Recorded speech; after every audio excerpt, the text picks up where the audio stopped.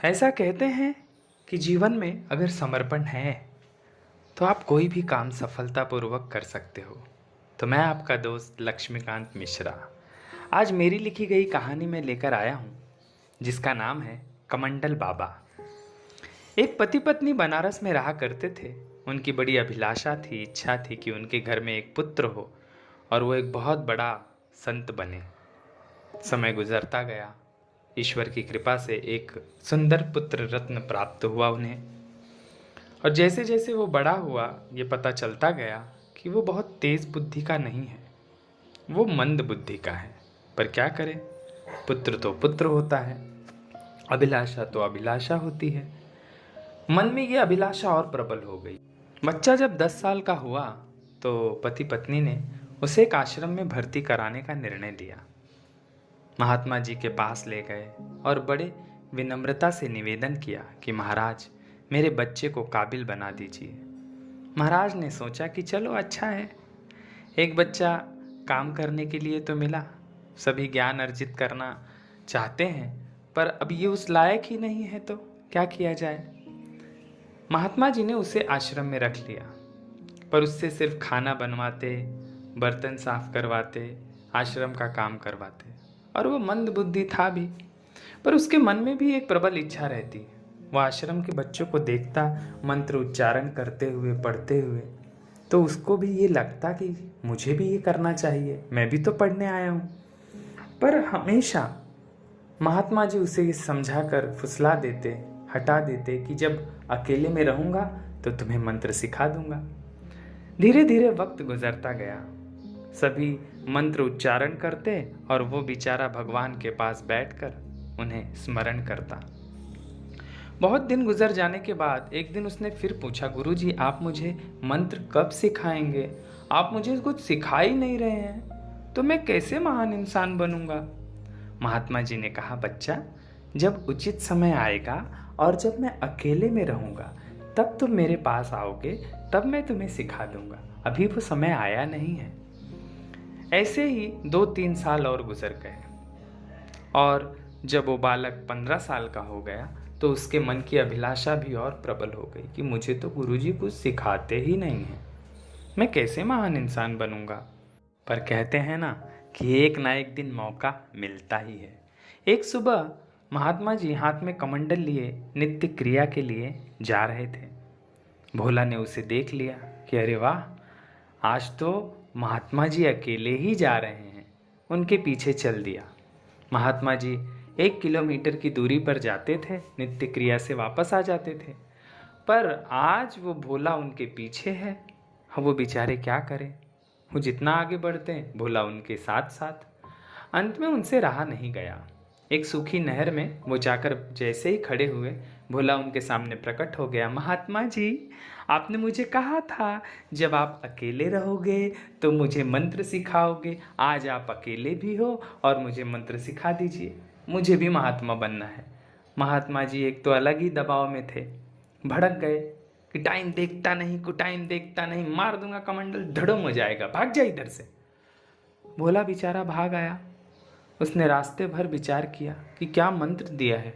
वाव, time देखा नहीं, time देखा नहीं, मार दिया कमंडल, ढुड़ुम। अब यही मंत्र रटना शुरू कर दिया। भोला ने रात दिन नहा धोकर भगवान की पूजा में अपना पूरा समय व्यतीत करना शुरू कर दिया। न उसे खाना बनाने की सुध रहती, न उसे बर्तन मांजने की सुध रहती है। हर समय टाइम देखा नहीं, टाइम देखा नहीं, मार दिया कमंडल भुड़ुम। टाइम देखा नहीं, टाइम देखा नहीं, मार दिया कमंडल भुड़ुम। अब ये भुड़ुम भुड़ुम शिष्यों ने सुना। शिष्यों ने भोला से पूछा कि ये मंत्र तुम्हें किसने दिया? भोला ने कहा, गुरुजी ने दिया है और मुझे कहा है कि तुम महान संत बन जाओगे। और इस तरह से वो अपने मंत्र में रम गया। सुबह शाम रात दिन नहा धोकर भगवान के कदमों में बैठकर टाइम देखा नहीं, टाइम देखा नहीं, मार दिया कमंडल भुड़ुम। सभी शिष्य परेशान हो गए। संत के पास गए कि आपने भोला को मंत्र दिया। संत बेचारे क्या कहते हैं, उसने कहा जाने दो, मूर्ख है, करने दो उसको जो करना है। शिष्यों ने कहा लेकिन ये दिन भर यही, रात भर यही मंत्र जपता रहता है, हमें सोने भी नहीं देता। पर क्या करे, उसे आश्रम से निकाला नहीं जा सकता था, वो इतना काम जो करता था। धीरे धीरे वक्त गुजरा। 1 साल तक उसने इस मंत्र का उच्चारण किया। शिष्य परेशान हो गए। उन्होंने संत से आग्रह किया कि इसे भिक्षा मांगने के लिए भेज दीजिए, ये काम दे दीजिए, हम खाना बना लेंगे, हम बर्तन धो लेंगे, इसे आप भिक्षा के लिए भेजिए, दिन भर कम से कम बाहर तो रहेगा। संत की आज्ञा हो गई। अब भोला अपने एक दोस्त के साथ भिक्षा मांगने के लिए तैयार हो गया।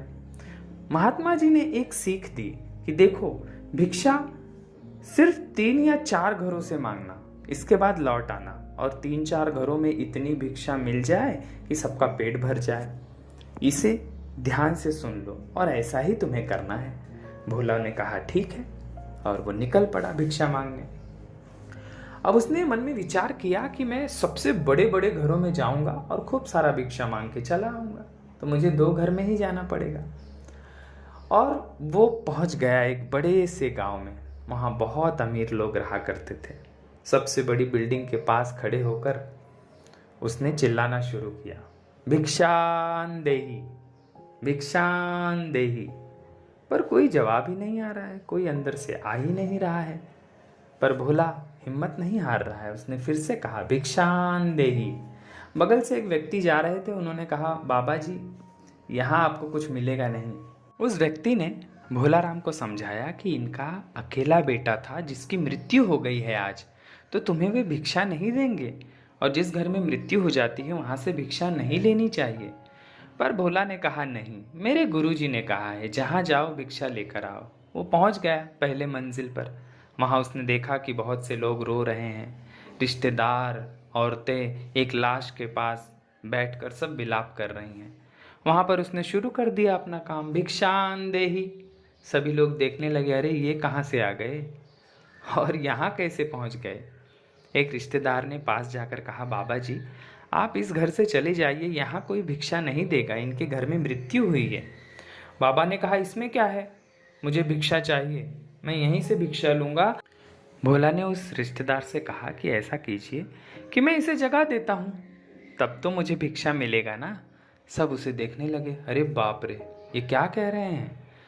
तो उसने कहा, कोई बात नहीं। हाथ में कमंडल लिया, उसमें से पानी लिया और शुरू कर दिया मंत्र। भोला ने सोचा मन में कि इस मंत्र का कहीं तो प्रयोग होना चाहिए। गुरुजी ने सिखाया है, मैंने इतने दिन इसे गाया है, तो इसकी ताकत की आजमाइश तो होनी ही चाहिए। शुरू हो गया वो, टाइम देखा नहीं, मार दिया कमंडल भुड़ुम। अब यही मंत्र 5-6 बार बोलकर वो पानी उसने कमंडल का उठा के फेंका जो उस लाश पर। लाश जिंदा हो गई।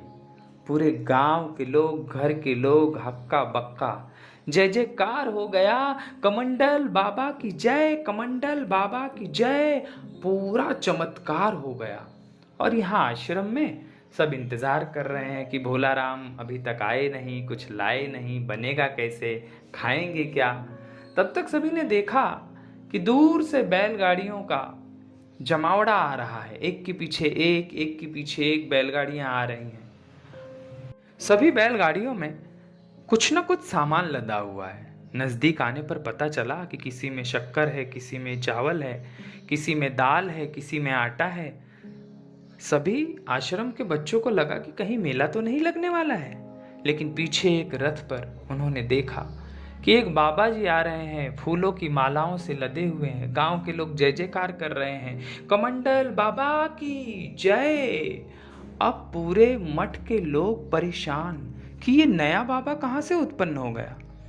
जब वो नजदीक आए, रथ से नीचे उतरे, गले की मालाएं हटाई गईं, तो सभी ने चेहरा देखा, अरे ये तो अपना भोलाराम है, ये कब बाबा बन गया। गांव वालों ने पूरी कहानी सुनाई। आचार्य ने भोलाराम से पूछा, ये तुमने कैसे किया। भोलाराम ने कहा, अरे गुरुजी, आपने ही तो मुझे मंत्र सिखाया था, उसी मंत्र का मैंने प्रयोग किया और वो इंसान जिंदा हो गया। महात्मा जी समझ गए कि मंत्रों से कुछ नहीं होता है, असली ताकत तो इंसान के समर्पण में होता है, उसके भाव में होता है, उसके भक्ति में होती है। तो मेरे दोस्तों, जिंदगी में कोई भी काम हो, पढ़ाई हो, लड़ाई हो, जिंदगी की कोई कमाई हो, आप अगर समर्पित हैं ना, तो सफलता निश्चित मिलती है। भले वो मंत्र सही हो या ना हो। इसलिए जीवन में समर्पित ज़िंदगी जीजिए, सफलता ज़रूर मिलेगी। तो मेरे दोस्तों, अच्छी कहानी सुनते रहिए, मेरे चैनल को सब्सक्राइब कीजिए। धन्यवाद।